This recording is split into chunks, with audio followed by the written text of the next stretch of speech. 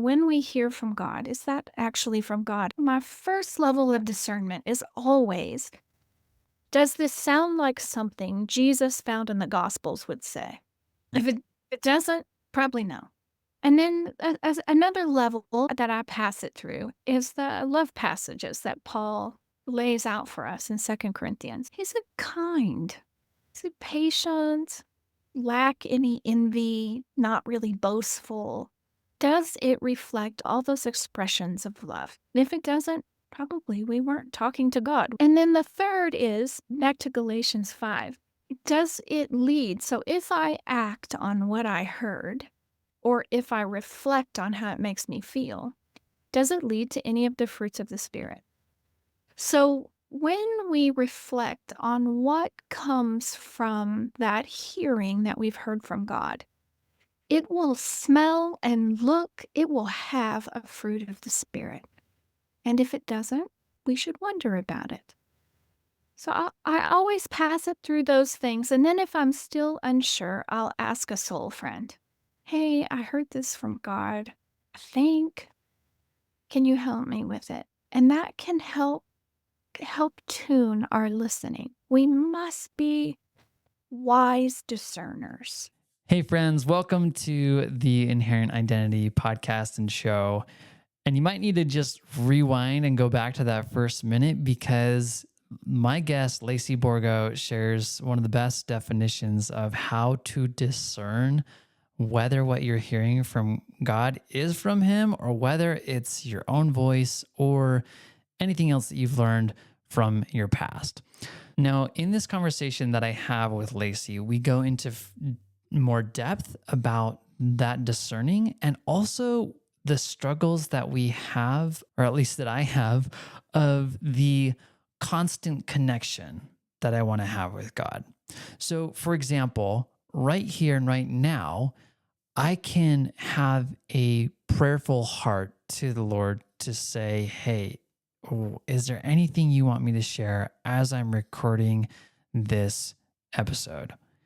And He might have things that He actually wants me to share. And what's funny is that as I do ask this, He's just telling me, just keep going. And so you might wonder, wow, like you can have a real time communicative relationship with the Lord? Yes, you can. It's not easy in my mind. And we talk about this. So if this is something that you want to have, I really want you to listen into this conversation because I think that a real time conversational relationship with the Lord is one of the most beautiful, freeing things you could possibly have.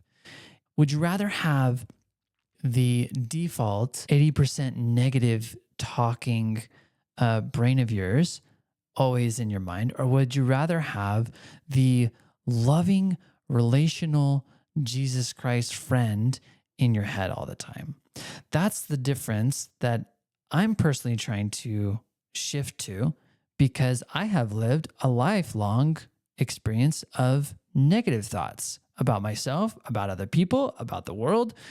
And so the Lord is constantly helping me to reframe and rethink the world, have a fresh view, and that's repentance. And so I just want you to experience the same, and this conversation is going to help you to do that. So I invite you to listen in, and at the end, I'm not going to share any takeaways or anything. Just know that if you want to build this skill, there is a call that you can go to that I do every single morning. It's called the Receive Experience. And it is your place to connect with God. And I also will add that anyone who signs up, like even if you know that you can't quite make the time, or even if you think that it's not going to help, there is a receiving guide that will come if you sign up. So I'll send it to your email, but it is a summary of all the ways that I feel you could connect with God and some prompts and things that I think would be really helpful if you want to start deepening your relationship. So if you want that receiving guide, then go to my website, go to the link in the description, and you can get the link, you can sign up, and I'll send that guide to you. I'll also have the link for Lacy and how you can connect with her because she's amazing and awesome, and you'll grow to love her from this conversation that I have. So, without further ado, let's get into this conversation that I have with Lacy Borgo. Here we go. I'm curious, as you've been doing this faithful work, what has been your growing edge? Kind of where God is stretching, expanding, teaching, actively growing you and your faithful work. I would say that the Lord has told me that I am a Christ bringer. And essentially, what that means is that I'm here to help people connect with Christ. It's almost like I'm here to introduce him to people. As I have really engaged in that, and I have a background in life coaching and Mm. know a number of different frameworks and ways in psychology, things that have really served me. And with all of that, just bringing that to the place of how do people hear God and connect with them. And even this morning, I was thinking about a few people that I'm working with right now that say things like, I'm not good at receiving. And the thing about even that thought alone is when we think that thought, we feel either a couple of things. One is we're probably going to feel shame because we think that there's something wrong with us. Or two, we're going to feel some sense of frustration or anger because I'm thinking that I should be able to receive and I'm not. Mhm. And from that place and in that state of frustration and shame, it's very hard to receive, or the way in which we show up to a a prayerful experience or in our efforts to connect with God, we're so busy in our mind that there is no opening. And so it's things like that that I am continually uncovering and just helping people to realize and to see. And it's been really fun to dissect and to apply more of an application type of experience to being able to listen and receive from Mhm. God, because some people have a really hard time doing it. And in my history, is that prayer was always just a speaking at God and not an actual conversation. And so it's much different now. And I just want to help people to have a similar kind of experience. I don't know if that answers your question, but Yeah, to help people enter into the freedom of conversation with Christ, who is right there with them, even in the feelings of shame or inability to receive. Wow. yeah. And I don't know if you've noticed that as you work with people, or I mean, what would you say has been your work as you've Mm, gone about your mm, life? That's a good question. Just recently, my point of meditation during Advent was to meditate on First John. Just those 5 verses right at the beginning, over and over and over again. And finally, after Christmastide, I moved into the baptism, which is the next set of verses. And John the Baptist's statement of "Make the way straight for the way of the Lord," has really been sticking with me for maybe the last couple of weeks. Just that little phrase, "make the way straight." And I've thought about that from my own religious history. What I believed was making the way straight is not what I've found to be true into my 5th decade of life. I'm pondering these days how making the way straight for people to encounter Christ is really about freedom. Helping make the way straight is a free way. A straight way isn't a perfect way. A straight way isn't one without potholes. A straight way isn't one that people don't necessarily run off the side of the road in it. A straight way is a free way. A free way. And so as I listen to people in spiritual direction, as I accompany people in the Renovari Institute, as I listen to children at Haven House, as I host listening circles with parents, I'm thinking, praying, attending to the places of freedom in their lives. What is keeping them? Is it shame, as you mentioned? Is it unexpressed anger or sorrow? Is it some spiritual abuse that they have not quite brought into the healing light of Christ? What is keeping them? Because the way is available to every single human being, to every creature, I would say, every creature. And what is keeping us unfree in places of unfreedom? So I I think that's something I'm definitely living into these days. I'm writing a book right now, and one of the refrains that's sort of keeping me focused, because I can write just, I can follow tangents and then by the end we have a book and nothing's related. So one of the things that's helping me stay focused is it is a way straightening book. And not in terms, again, of perfection or anything like that, but in terms of freedom, helping people come to terms and give Christ access to that which is keeping them unfree. So, if you were to guide me in becoming free, what would you do or ask? How would you Yeah. guide me? Yeah. Yeah, I might ask a question like, when you reflect on your day, where are the moments that you are unaware of God? So, of course, God is present with us all the time. We have limited capacity as human beings to be totally present with God all the time because God is infinite, we are finite. But our capacity for light and love and God is growing over time. Where are those moments where you are unaware? And in that, there may lie an unfreedom. For me, I'm an Enneagram 3. God help us. We are beholden, caged, unfree by our to-do list. Most always. At the end of the day, when I reflect on my own places of unfreedom, it will have something to do with being disorderly attached to my to-do list. Yeah. I would say in a similar way, I have a hard time accepting that God loves me if I don't complete a number Uh, of things in the day. yeah.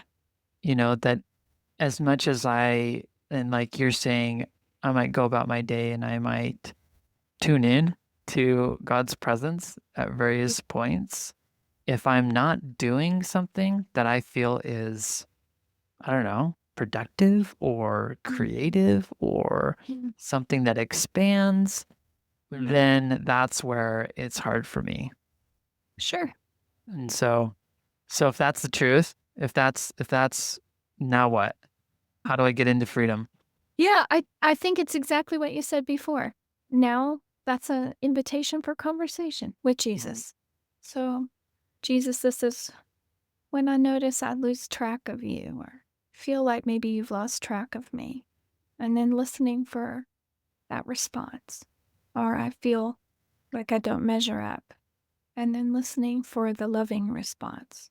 And I think it's important. I was just having a conversation with a friend about this. I think it's important too that we discern what we hear. I think it's Eugene Peterson.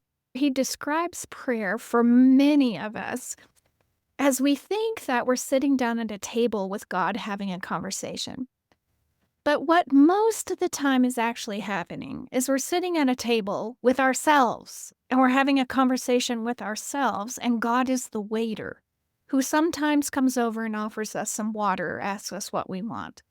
We're not having the conversation with God. We often are having it with ourselves, and that leads us into a loop. It's a self-feeding loop.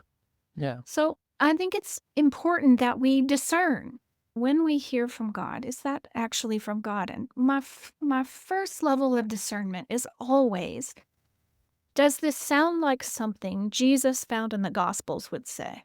If it doesn't, probably no. Probably I was talking to myself, or I was talking to, my childhood pastor, or my 7th grade English teacher, all these other selves that live Right. voices that live in us. So does it sound like something that the Jesus of the Gospels would say?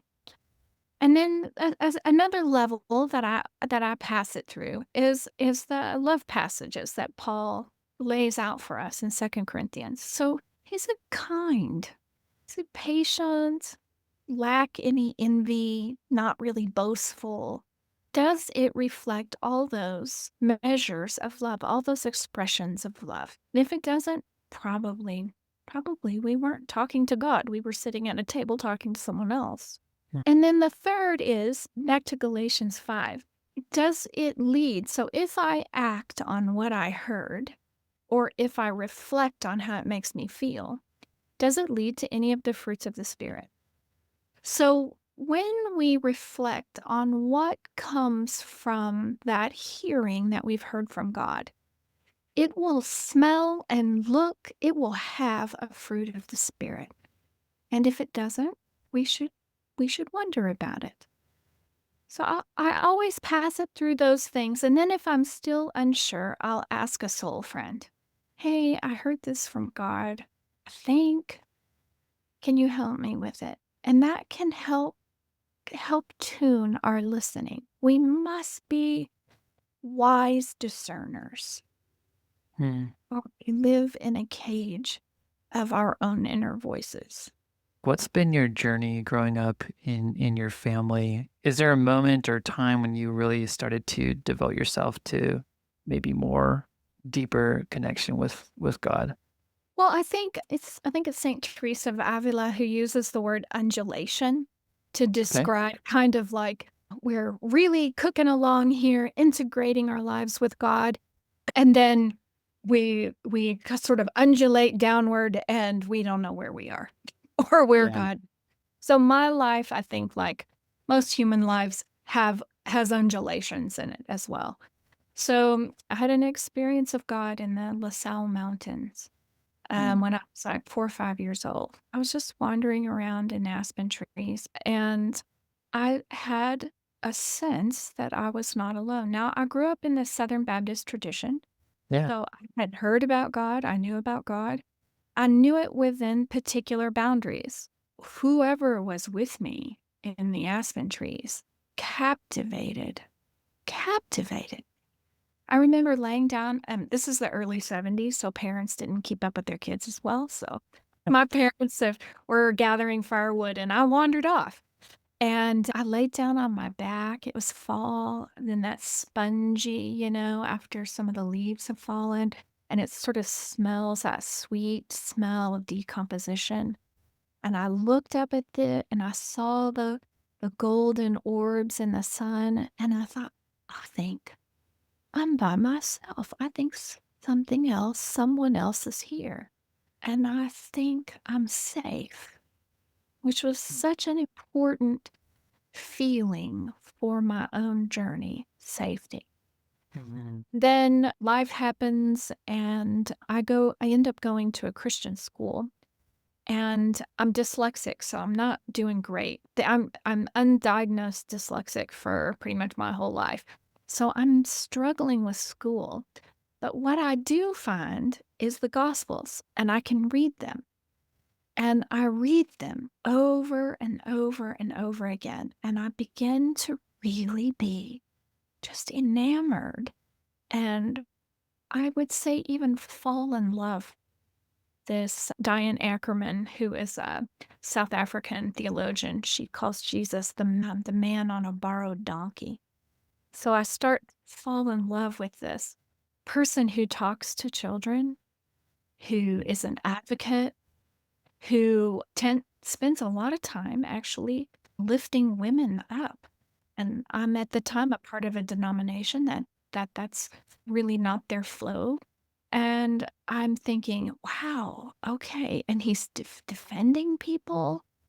So that was a point of rich interweaving for me, actually.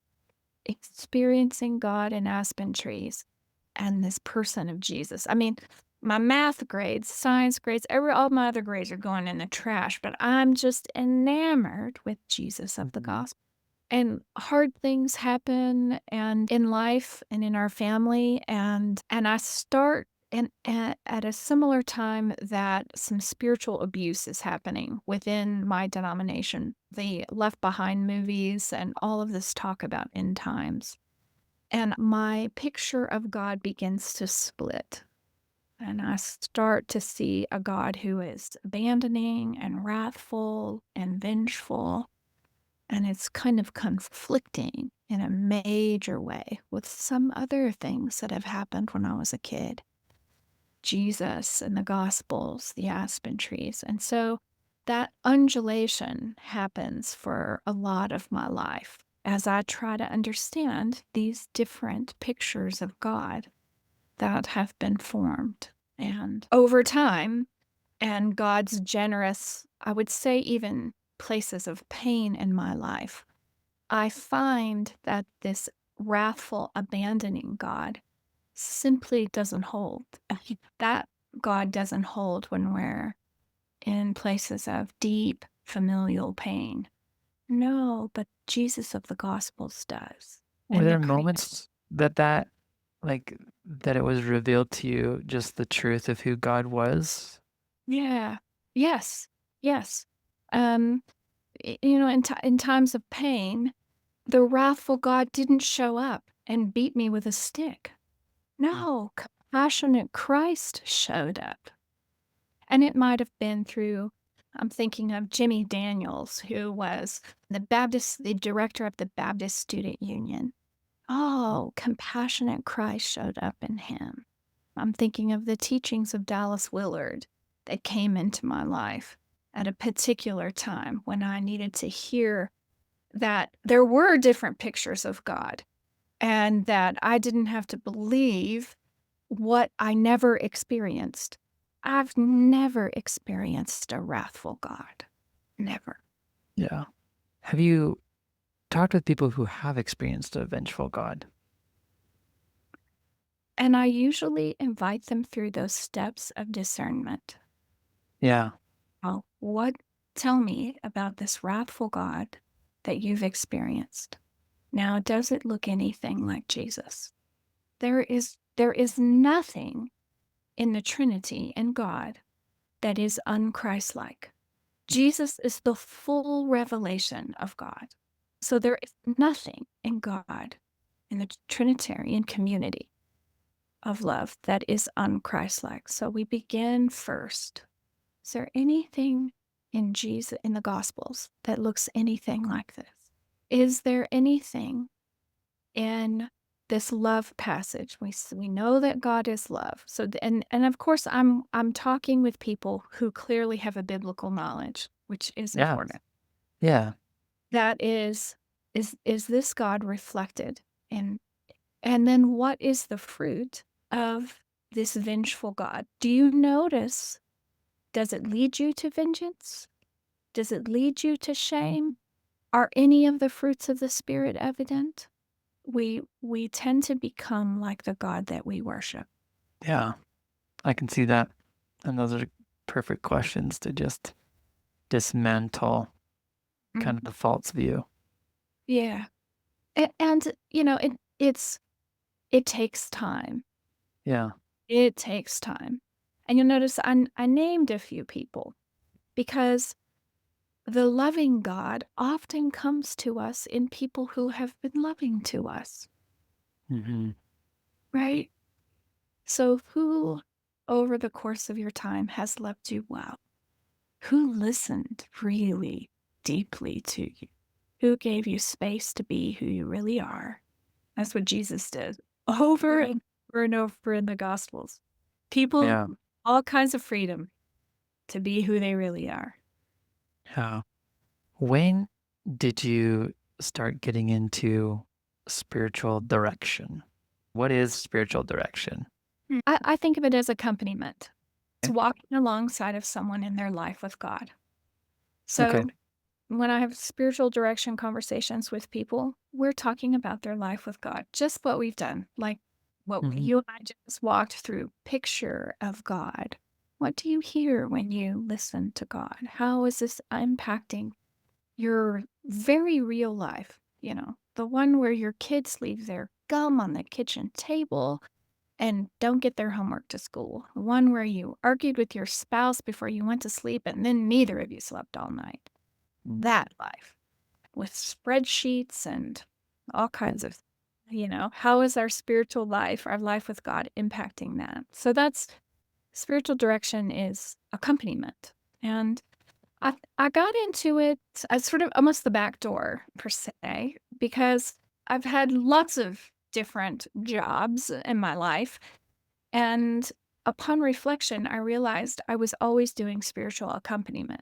I didn't have language for it. But so I was a public school teacher in Rochester, New York. Now, guess what I was doing? I was accompanying those children. And we didn't, I was honoring this separation between school, between this church and state. So I use language like goodness and beauty and truth because those are the fingerprints of God in our world. So I'm accompanying children in inner city, Rochester, New York, helping them locate what is good and beautiful and true in their lives. Yeah, we did some science and math and reading. Really, I was interested in that. So, I trained teachers for the New York State Teachers Union. Guess what I was doing? I was accompanying them in their life, listening for what was good and beautiful and true. So I think I went through the Renovari Institute in 2010, which is a 2-year program for spiritual formation. And in that, I realized there was a thing called spiritual direction. And Mhm. I had been doing this my whole life. Even as a child, I had a sister. I have a sister, but she passed away. And after she died, I was a child when she died. We I wanted to know where was goodness and beauty and truth? Where was God intersecting all of this sorrow? And I wondered about it as a kid. So it was always something I just didn't know it had a name until 2002. Mhm. Yeah. And do you still work for the Renovari Institute? Yep, Yeah. I'm their student care coordinator. So I accompany 80 students. Yeah. And if you were to like train someone else in just being a spiritual director, like what do you think are some important things or are there important elements to consider? I've helped shape training programs for directors. One Yeah. at seminary. I taught a doctor of ministry and spiritual direction at Fuller for 6 years. And right now, I teach a class through Renovari with South African writer and spiritual director Trevor Hudson. And we teach a class called Becoming a Listening Presence in Everyday Life. Oh, cool. It's for everybody. So it's Yeah. not necessarily for directors. It's just teaching everyone to be a listening presence. And the two things that we stress is practicing presence. So, what does it look like to be fully present in every moment of our lives? Fully present to ourselves, fully present to the one in front of us, fully present to God. Quaker Thomas Kelly calls that simultaneity. I love that word. Mm. To practice simultaneity. And at first, we begin to vacillate. We're like, attention to myself. Okay, attention to you. Okay, now attention to God. We like hop between the three, right? But there Yeah. will be moments, and there will be moments. Thomas Merton had one when he talks about being on this street corner. I think he was in Lexington, Kentucky, where he just suddenly felt the presence of every person on the corner and God and himself. And he felt love and union and just overflow of compassion. So Thomas Kelly says that those moments will come to us sort of in flashes over time, but then they expand and we're able to be fully present to the other and ourselves and God. And that is what happens with Moses and the burning bush. He's fully present to the burning bush, fully present to himself, And God brings in the other, those who are vulnerable peoples that he wants Moses to act with. So God brings them there too. And and that is where we first learn to accompany others and ourselves, is through presence in that Mm. moment that we find ourselves. But I think that's the foundation of all accompaniment. And then we learn to listen, which is something we don't do very well as human beings. Is there, like, I'm thinking about my kids, and I know that you've taught kids and you volunteered to help with kids. And so, in helping them, and honestly, it's probably the same for adults, but how do you cultivate that presence? Mm. I think as adults, there are a few things that help us to be present to children. And we can watch this in Jesus's 6 encounters in the Gospels with children. There are 6, some of them are repeated, but 6 stories that are told, passages. And you'll watch, the first thing Jesus does is actually set himself aside.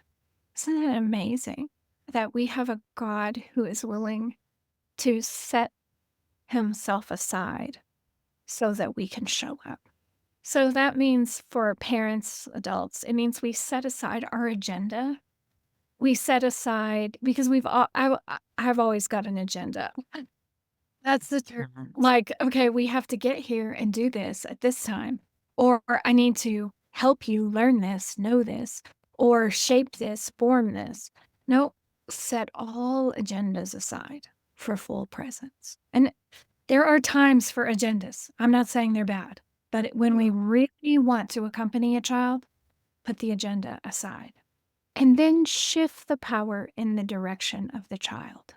And that means letting them move their bodies as they need to. I mean, some of the deepest conversations you will have with a child is while you are doing something together that they like to do.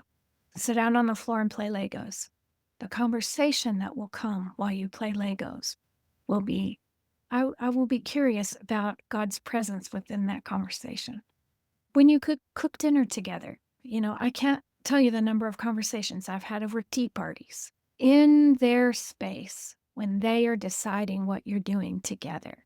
Then they feel free to talk. And when they talk, let them talk until they have no more words before jumping in. And that can feel a little bit awkward. And also, they may say things that we want to correct. For that moment of listening, set that aside and just listen. Just listen. Then, after they've shared and your body, B, is there, you've been listening. I like to use the acronym BOW, bow. Your body is present. You have listened. Then cultivate an inner O, an inner openness. Mhm. Are you open to anything that they might have to say? Anything that they might have to say. And when you notice yourself maybe having some resistance to something they might say, that's your opportunity to be present to Jesus and say, "Can you help me with this resistance?" So you offer your resistance. And then your W is to wonder. So as they are sharing, wonder about what is happening in their life. How? Because we know that God is present and active at all times, everywhere. So how is God present and active in a monologue about Pokemon cards? Mm. How is God present and active in that? How is God present and active in Minecraft? And it will take, for us, our wanderer will have to work out some of the rust, because as adults, our wanderers get a little bit rusty. We've got patterns, but children don't have those patterns. Their consciousness is very wide. We are deep. We have deep consciousness. Children have wide consciousness. And the trick in the third half of life is to be both deep and wide. Mhm. But theirs is wide, so they're gonna tell you, about a fight in the lunch line and Pokemon cards and this thing and that thing, and God is present somewhere within it all. Can you wonder about that? That acronym BOW helps me. So bow, yes. I'm Mm. bowing to that of God and you, as the Quakers say, and wondering how God is active. As you describe just the awareness Mm. piece, awareness of God, of another, and of yourself, at times, and even in these conversations, I feel like it is kind of that back and forth teetering at times, you know? And if I were to try and describe what it feels like, even within my body, to be present to all parties, it is a sense of openness. It's hard because it's not a focused attention. It's almost like an open attention, but it's I don't know, it's hard. Yeah. It's hard. And I don't know, like, how do you experience it? And is there anything that keeps you or helps you to maintain it? I think a couple of things. I think that this is the journey of our life. This is an eternal journey. Mhm. So to think that after 50 years on this planet, I'm going to be able to sustain that is a little silly. I'm an eternal being in whom God dwells and delights. I have a long time to continue to practice this. So there's no rush for it. I think your openness helps me as well. What you mentioned, openness, like cultivating an openness. And when it all coalesces as into kind of one, that's always a gift and can't be arrived at formulaically. At least it hasn't been for me. It's Mm. almost just like a gift. So my faithfulness, as the Quakers say, is to continue to cultivate, to be awake. So there are so many ways to be distracted and numbed and numbing, and so many reasons to numb. There is so much pain in our world and our families and communities. And staying rooted, grounded in Christ and his suffering helps me to have capacity for the suffering of others and my own suffering so that I don't have to numb in this moment. Instead, I can stay here and stay open. And then when those gifts of simultaneity come, I can celebrate them as gifts, savor them, and eagerly stay open for when they arrive again. Yeah, I can see the patterns within myself that sometimes I will beat myself up if Yeah. I'm not in that place. Yeah. That it's like as much as it's like I want to listen all the time. I want to honor what he has in store for us in any given moment. And say I get lost in a conversation, like you and I, we might have a conversation and like my mind's, going to town on a different concept or, oh wow, Mhm. this is opening my world to this. And sometimes I might describe that spark or that creation as a combination of God and me and the best of me showing up in the world. But there's always kind of this part of me that's like, what if that's just you and you're just getting really excited going down your thing and God's off on the side trying to talk to you kind of thing. I don't Mhm. know what words you have to share about that, but it's just me really trying to communicate what this experience is like in Mhm. hopes that people can relate and see different perspectives of what this could look like. I th- I wonder, and maybe I could even say in my own life, my growing edge, as Howard Thurman puts it, my growing edge is to accept that I'm going to be wrong about a lot of things, even often misunderstanding if I heard from God or not. There is always going to be some areas where I mishear. And God's tender kindness is in that too. God's redemptive love is in that too. As I continue to be open even to my own fallibility, there are graces of humility that come and can only come through that way. So I'm faithful. I want to pass it through discernment and then hold it with open hands and continue discerning. Discernment is never over. Yeah. Discernment is a life. Even a decision we've made, St. Ignatius would say, hey, keep discerning that. Keep noticing if it's leading you towards the light.